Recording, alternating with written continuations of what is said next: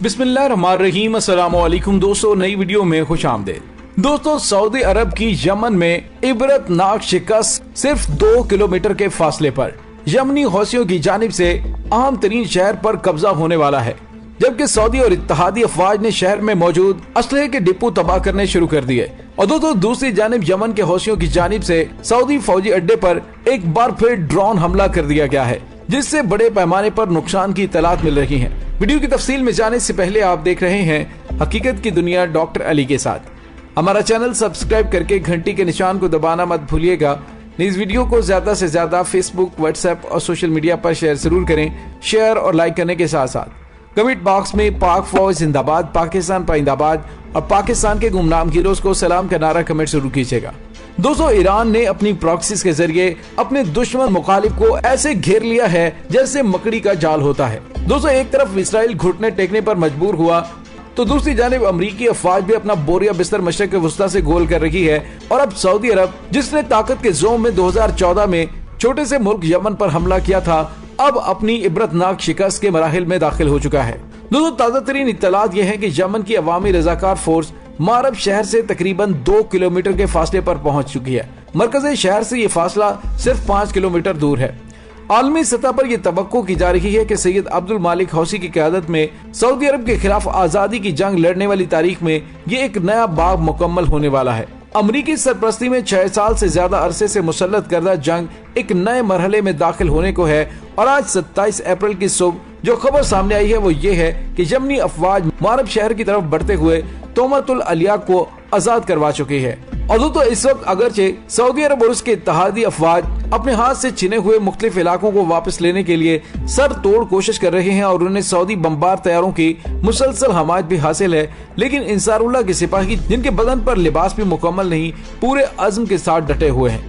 दोस्तों, इस दौरान यमन के मफरूर सदर अब्दुर्रब मंसूर हादी, जिसे सऊदी अरब की हमायत हासिल है, उसकी अफवाज इंतहाई इज़्तिराब की कैफियत से दो चार हैं। उनके कई अहम फौजी कमांडर मारे जा चुके हैं, जिनमें हादी का मुआवन मोहसिन अल अहमर भी शामिल है, जो अपनी फौज को हौसला देने के लिए अगले मोर्चे पर पहुंचा था, लेकिन उनके कत्ल ने फौज के हौसले मजीद पस्त कर दिए हैं। दोस्तों, मंसूर हादी की अफवाज चूँकि मुख्तलिफ ममालिक और इलाकों के किराए के फौजियों पर मुश्तमिल है, इसलिए उनमें ज्यादा तशवीश पाई जा रही है। दोस्तों, किराए के फौजियों में से 4 बड़े फौजी अफसर इस मैदान में काम आ चुके हैं और इत्तलात ये है कि इलाके में मौजूद अलकायदा और दाइश से भी मारब के महाज पर मदद हासिल की जा रही है, लेकिन अभी तक उन्हें कोई काबिल ज़िक्र कामयाबी नहीं मिल सकी। दोस्तों, दूसरी तरफ तेल अवीव के लिए ये एक खौफनाक खबर है कि उनके हलीफ यमनियों से शिकस्त खा रहे हैं, जबकि खुद इसराइली क़यादत अपनी एटमी तंसीबात डिमोना के करीब शामी मिसाइलों के हमले की वजह से तशवीश में मुब्तला है। गजा से आने वाले रॉकेटों ने भी उनकी नींदें उड़ाकर रख दी हैं और यही वजह है कि Israeli chief of army staff ने अपना अमेरिका का दौरा भी मंसूख किया और ऐसे में ठीक ठीक निशाने वाले यमनियों के मिसाइल और ड्रोन ने भी उनके इज़्तिराब में इजाफा कर रखा है। खास तौर पर जब इंसारुल्लाह के फौजियों की वीडियोस इसराइल पहुंचती हैं तो उनके मकबूल नारे उनके अज़ाइम का पता देते हैं। ये फौजी मुर्दाबाद अमेरिका, मुर्दाबाद इसराइल और मुर्दाबाद मुनाफिकीन के नारे बुलंद कर रहे होते हैं। ऐसे में अमारात में नई इसराइली तंसीबात के मुस्तकबिल के बारे में भी सवालात पैदा हो रहे हैं कि क्या वो इत्मीनान से बाकी रखी जा सकेंगी या नहीं। दोस्तों, मारब को इस मार्के में गैर मामूली अहमियत हासिल है। तारीखी एतबार से भी मारब एक अहम शहर है और यही वो शहर है जो इस मलिका सबा का पाया तख्त था, यानी हजरत सलमान अलैहिस्सलाम के हुजूर पहुंचकर ईमान लाई सद्दे मारब भी तारीख में शोहरत रखती है, जिसे इस इलाके में पानी जखीरा करने और आबपाशी के लिए इस्तेमाल किया जाता था। दोस्तों, इस तारीखी शहर के आसार अभी तक बाकी हैं और इस दौरान में सऊदी अरब ने जंग बंदी के लिए सर तोड़ कोशिशें की। यूएनओ का नुमाइंदा मार्टिन ग्रिफिथ भी इलाके में मुज़ाकरात करता रहा, यहाँ तक कि इराकी सदर की कोशिशों से इराक में ईरान और सऊदी अरब के माबैन भी मुज़ाकरात हुए। सऊदी अरब ने सना की हुकूमत को बाद पेशकशें भी की ताकि वो मारब पर कब्जा न करे, बल्कि जहां है वहीं पर जंग बंदी कबूल कर ले, लेकिन अभी तक उसे इसमें कामयाबी हासिल नहीं हो सकी।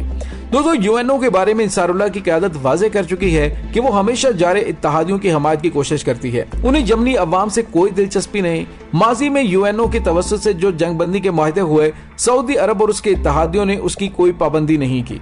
इसलिए इंसारुल्लाह की तरफ से जंग बंदी की शराइत पेश की गई, जिनमें सना के हवाई अड्डे पर हमले बंद करना, यमन में ग़िज़ा, अद्वियात और तेल की रसाई के रास्ते में रुकावट का खात्मा करना और ऐसी शराइत इत्तेहादी पहले भी तस्लीम कर चुके हैं, लेकिन उन्होंने इस पर अमल दरामद नहीं किया।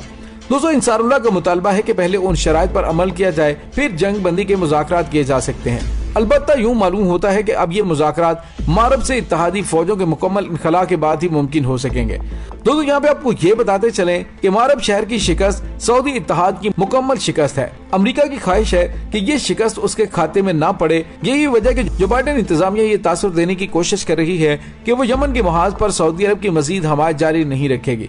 अगरचे ये जुबानी जमा तफरीक है और अभी हाल ही में यमन में नबरदाजमा अलकायदा के अमरीकी रवाबित के नए शवाहिद भी सामने आ चुके हैं और इस मौके पर सऊदी अलायंस में शामिल दीगर ममालिक को भी अपने तर्ज अमल का जायजा लेने की जरूरत है। दोस्तों ये समझना जरूरी है कि जब सऊदी अरब शिकस्त खा जाएगा तो किराए के फौजियों का अंजाम क्या होगा। दोस्तों इसी तरह जब यमन की हुकूमत और लोग गैर मुल्की फौजियों के मुजालिम और करतूत के बारे में शवाहिद शाया करेंगे तो किस किस मुल्क के हिस्से में रुसवाई आएगी। दोस्तों मैं ये समझता हूँ कि मलेशिया के वजीर आजम महातीर मोहम्मद की हुकूमत ने सऊदी अरब की क़यादत में कायम नाम निहाद इस्लामी फौजी इत्तेहाद से अपने आप को अलग करके अपने मुल्क को रुसवाई से ही नहीं बल्कि एक मजलूम कौम के खून में हाथ रंगने से बचा लिया है और दूसरों को भी उनकी पैरवी करने की जरूरत है। और दोस्तों यहाँ पे आपको ये बताते चलें कि हौसियों की जानिब से जहाँ यमन के अंदर हमले तेज कर दिए गए हैं, वहीं पर यमन के हौसियों की जानिब से सऊदी अरब के फौजी अड्डे पर ड्रोन हमला भी किया गया है। दोस्तों ये ड्रोन हमला उन्हीं हमलों का एक तसलसल है जो हौसियों की जानिब से धमकी देकर जारी किए गए थे कि अब ये जंग सऊदी अरब की सरजमीन पर लड़ी जाएगी। दोस्तों यहाँ पे आपको ये बताते चलें जो ताज़ा तरीन हमला हुआ है ये तुलुए आफ्ताब से कबल सऊदी शहर खमीस मुशीद की मिलिट्री बेस पर किया गया। और दोस्तों इस हमले में बड़े पैमाने पर तबाही के दावे यमन के हौसी जंगियों की जानिब से किए जा रहे हैं, ताहम अभी तक सऊदी हुकाम ने इस हमले के बारे में फौरी तौर पर कोई बयान जारी नहीं किया। दोस्तों यहाँ पे आपको ये भी बताते चलें कि सऊदी अरब की जानिब से पहले भी इसी तरह का रवैया अपनाया जाता है, लेकिन बाद में इकरार कर लिया जाता है कि हाँ वाकई उनका नुकसान हुआ है और फिर दुनिया में मजलूम बनने का ढोंग रचाना शुरू कर देता है। दोस्तों सऊदी अरब के वली शहजादा मोहम्मद बिन सलमान ने ताकत के जोम में 2014 में आज से 6 साल पहले मजलूम यमनी अवाम पर जुल्म सितम के वो पहाड़ तोड़े और उसका ख्याल था कि वो शायद 1-2 हफ्ते के अंदर अंदर इंसारुल्लाह और यमनी फौज को हथियार डालने पर मजबूर कर देगा।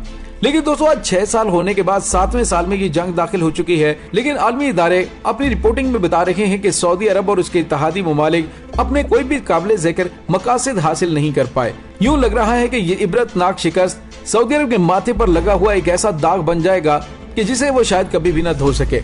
और दोस्तों यहाँ पे ये इतलात भी मौसूल हो रही है कि सऊदी अरब की इत्तेहादी अफवाज जो कि मारब में अपना असला और गोला बारूद रखे हुए है, यमन के हौसियों के कब्जे के नजदीक आते ही उन्होंने ये गोला बारूद भी तबाह करना शुरू कर दिया है। दोस्तों सऊदी अरब की जानिब से पाकिस्तानी वजीर आजम इमरान खान को बार बार सऊदी अरब के दौरे की दावत दी जा रही है और इराकी वजीर आजम के जरिए ईरान से मुलाकात की जा रही है ताकि किसी तरीके से यमन की जंग से बाइज्जत तौर पर निकला जा सके।